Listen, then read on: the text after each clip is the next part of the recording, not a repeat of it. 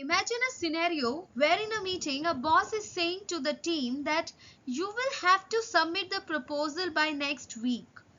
As a response by one of the employees, she says that stop this nonsense, enough. We are not machines. I won't kill myself to meet this one. So this is the most common scenario which you can observe in various offices.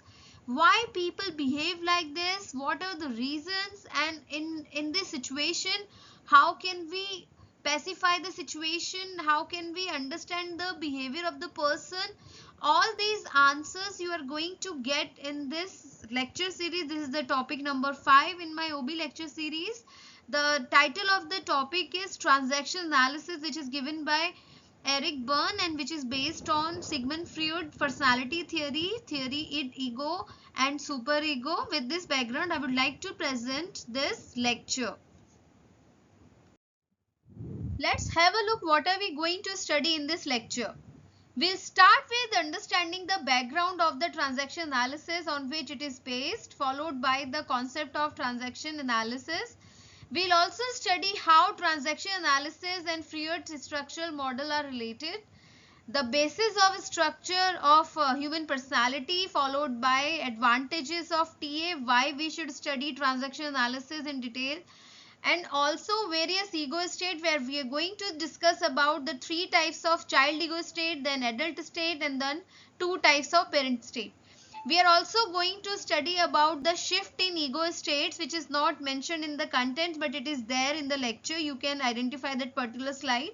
And on that basis, we are going to study the social transactions, the importance of social transaction, and how they are categorized into, on what basis they are categorized into complementary, crossed and ulterior basis, followed by the references, of which you can take the screenshot of the references and also use that particular screenshot for exploring more on this particular topic. So let's begin with the background of transaction analysis. Sigmund Freud presented the most compelling and credible theory of personality. His theory served as an inspiration for Dr. Eric Berne and became the foundation of transactional analysis. Freud proposed that personality is composed of 3 elements. The elements were id, ego and superego, which we are going to study in the upcoming slides. So id was the first element of the personality, which talked about pleasure. Means it generates the basic impulses and desires. For example, child. The second stage was ego.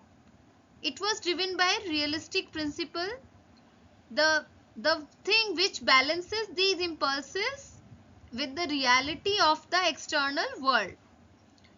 Then the third stage was superego, which was driven by ethical principle. It imposed the moral standards, creating an internal conflict between desires, reality and also ethics.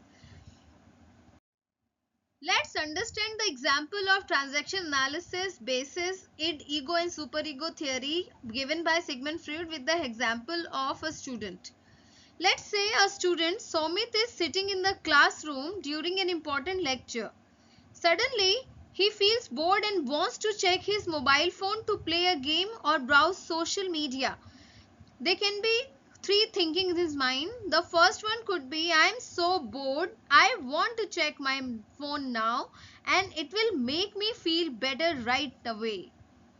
The second could be, if I take out my phone, the teacher might see me and I could get in trouble. I should focus on lecture, but maybe I can check my phone later during the break. The third thing could be, it's wrong to check my phone in the class. It's disrespectful to the teacher and I must focus on the lesson.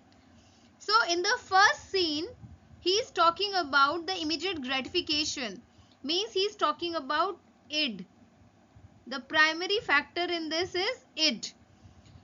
Now he is talking about the adult thing. Means, for example, ego. He is talking about rational.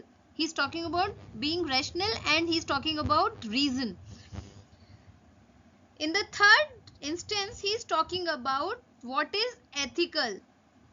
Means he's talking about super ego. He's talking about super ego. So this is id, this is ego, and this is super ego. In 1960s, Eric Berne came up with a theory about communications called Transactional Analysis, or TA for short. In his theory, Berne called communications as transactions. It is a method of understanding the communication between people, and it is a system of analyzing and understanding human relationships. The advantages of TA. It provides better insights into personalities and transactions, mean communications. Number 2, it enhances problem solving abilities. Number 3, it is easy to learn if you use transaction analysis about things, for example, personality, conflict resolving, or the emotional intelligence thing of the other people. Then fourth one, it is a better conflict resolution. It can be used for better conflict resolution. The fifth one, it is good in improving the emotional intelligence among people. The last one is it is useful in enhancing the communication skills, not in the sense of the skills regarding the knowledge of some language, but also in terms of what is not being told, you can understand that. In transaction analysis, the concepts of parent, adult and child ego states are somewhat related to Freud's structural model. For example, parent corresponds to the superego involving rules and values, while adult resembles the ego dealing with the rationality and reality, while child aligns with id encompassing desires and emotions. In TA, ego state is a way in which we think, feel and behave, making up our personality at a given time. Berne identified 3 primary ego states that correspond to the ways we interact with others and view ourselves. He believed that there were 3 ego states of mind in all humans, no matter how old they were, called ego states. So, let's talk about the 3 ego states. Number 1, parent, number 2, adult, and number 3, child.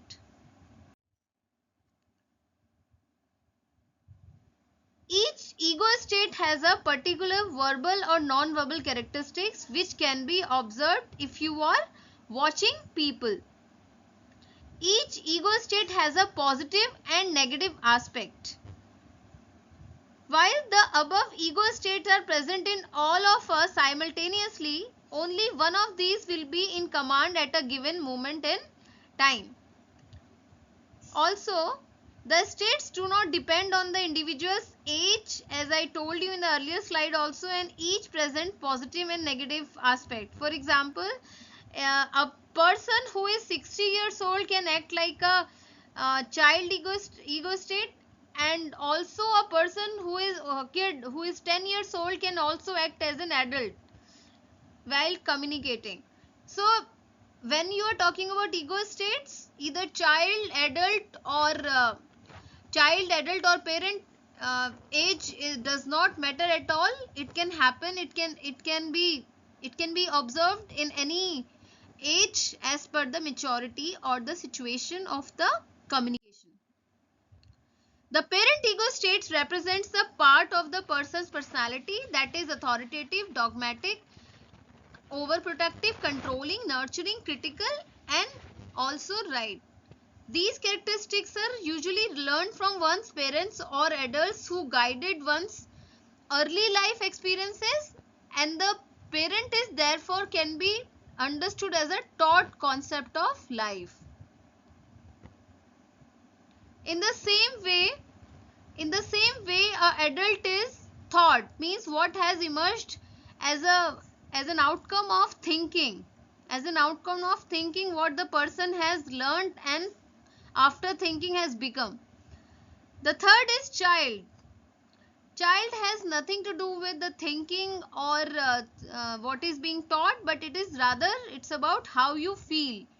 So as kids, if you see the behavior of kids, it is so innocent and they are not diplomatic. They always express themselves the way they are. So this is how we feel. Means if you talk about Sigmund Freud theory, so it is id, this is ego, and this is super ego. The felt, the taught, and also the thought. And there are 3 ego states within a child. For example, natural child. Let's understand natural child with the help of an example.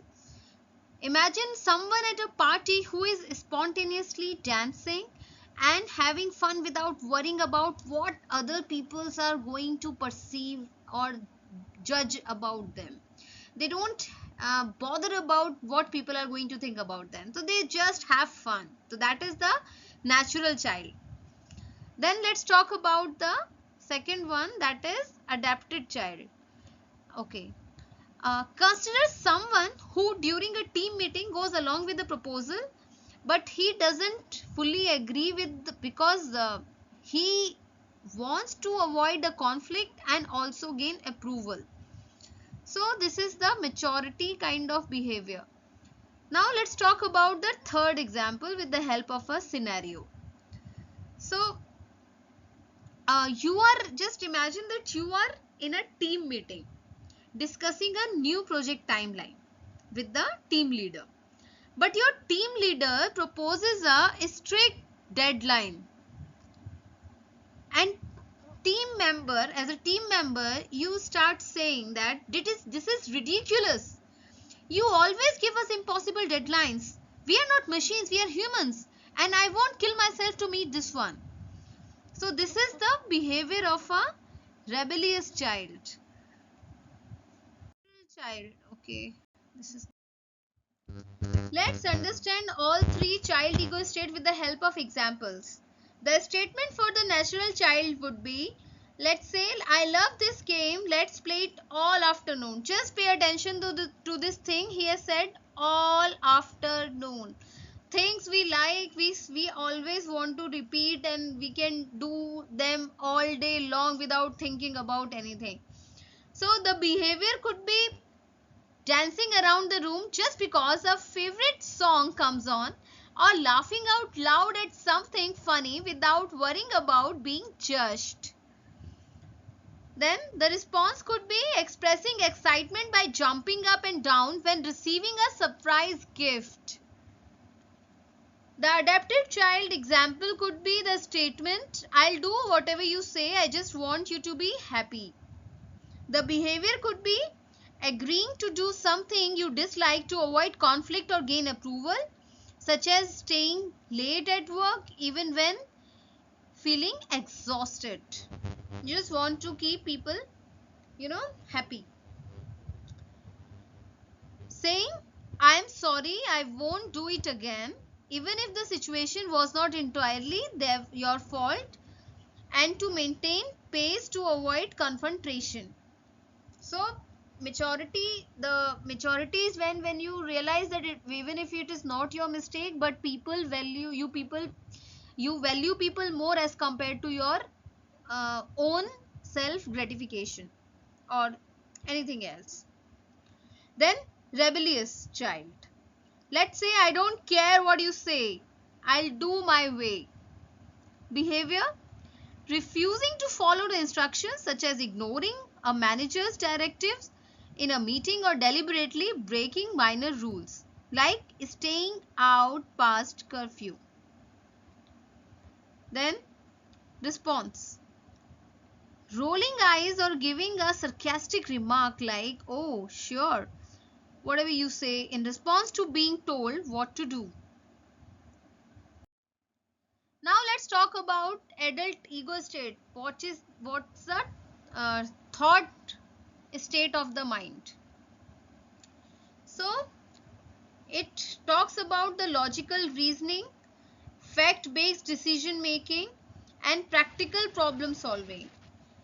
Why it is important? Because it plays vital role in effective communication and maintaining balance in interactions by responding to situations in a calm, rational, and objective manner. What are the key functions of the adult ego state? Why it is important? Because it balances the parent and child states. It helps in making decisions based on reality, not getting emotional or anything else. It works on reality, and it is very good in times of resolution of the conflict. There are two levels of parent ego state. Number one, nurturing parent, and number two, controlling parent or critical parent. As you can see, nurturing parent nurture, they're like, it's okay, you can do it later, no issues. And the controlling parent, on the other hand, why did you do this? Then let's talk more about this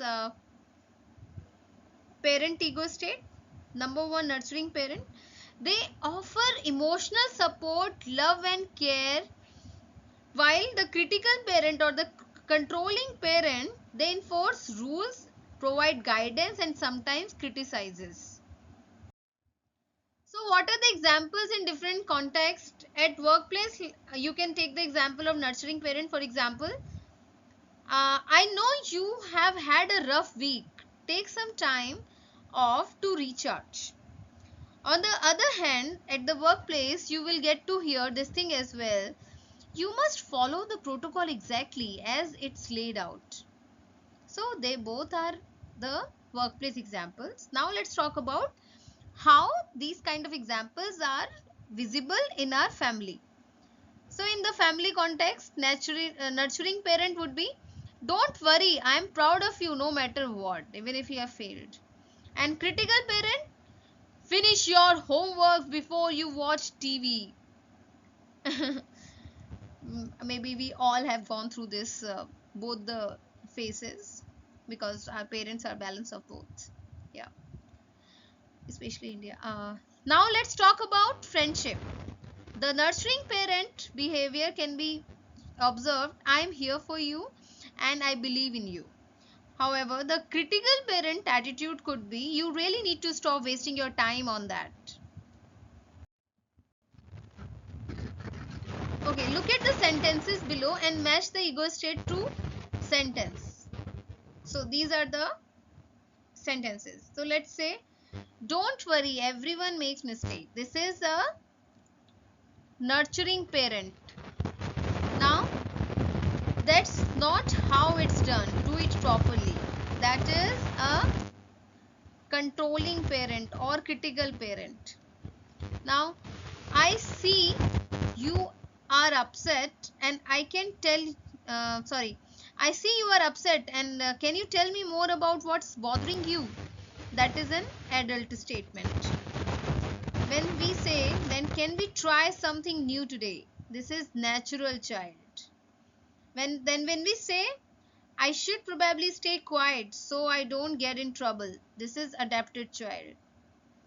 Then, you can't make me follow those rules. This is rebellious child, ego state. So these are the examples of various kind of ego states in communication. After understanding various ego states, let's understand what are social transactions in transaction analysis. So transaction analysis is the fundamental unit of social interactions where people interact with each other from the child, adult or parent ego state. Depending on the kinds of ego states involved, the interaction can be either complementary, crossed or ulterior. There can be a shift in ego state. For example, a parent ego state can be, why don't you prepare a time plan to handle your things properly? The child ego state as a result could be, parent said this thing. Okay, the child could be, what is the point when one cannot follow it? And suddenly he became an adult. So there are shifts in the ego states when we are communicating. Types of transaction. Number one, let's talk about the complementary. This is the parent, this is an adult, and this is a child, and same way parent, adult and child. So as a parent to child, a teacher is telling it to a student, you are 3 hours late, you are 3 hours late, I want an explanation. The student replied, I am sorry, I couldn't wake up on time. It won't be repeated, I promise. So this is a complementary transaction because the student accepts the child ego state assigned to him by the teacher and responds in a child ego state. So the parent spoke to a child ego state, and child also responded to the parent ego state. So this is the complementary transaction. Now let's talk about the cross transaction. Teacher said to the student, you are 30 minutes late. I want an explanation. No, teachers, so as an outcome, student replied, oh, didn't you get held up by the accident on the road as well? So suddenly he is acting like an adult rather than becoming the child to parent, like what happened. He became an adult to adult. So this is a cross transaction because although the teacher, parent ego state, attempting to address the employee as a child, the student refuses this ego state and responds as an adult. Responds in an adult ego state to teacher's ego state. So a cross transaction is any transaction where person being spoken to refuses the ego state they are assigned by the first speaker. So in this scenario, the student became an adult, or he used an adult ego state in the response, or it could be a parental ego state also. Now let's talk about one of the very famous transactions, ulterior transactions. So what happens in this? There are two kind of messages. For example, let's understand with the help of this example. There are social message and there is one psychological message. So the social message is from adult to adult, and social response is also from adult to adult. And what is the message? Let's read it. The message is, this is the top range model. The shopkeeper says, or the sales girl says to the customer, this is a top range model. And the customers respond, I will take a look please. Means show me this dress please. So this is an adult to adult communication. Very simple. But it is having a psychological message also, which is covered. So sales girl's statement could be, she said that this is a top range model, she meant I am not sure whether you can afford it. On the response, I will have a look. The social message is this, but the psychological message of the customer could be, the covert one would be, how dare you, I'll take a look and I'll show you as that I am as good as anyone else. So this is the ulterior transaction. This is ulterior transaction because two messages are conveyed at the same time. One overt means open and the other covert, hidden. Ulterior transactions occur when a person says something but means something different, often involving hidden motives and double meanings. Let's say duplex and simplex. There are two types of transactions. In duplex, both parties are aware of the hidden messages. On the contrary, in simple ulterior transactions, only one party understands the hidden message while the other responds at the surface level. So this is the ulterior transaction. So these are the references which I have used in order to make this entire presentation. You can take a screenshot and study further on this wonderful topic.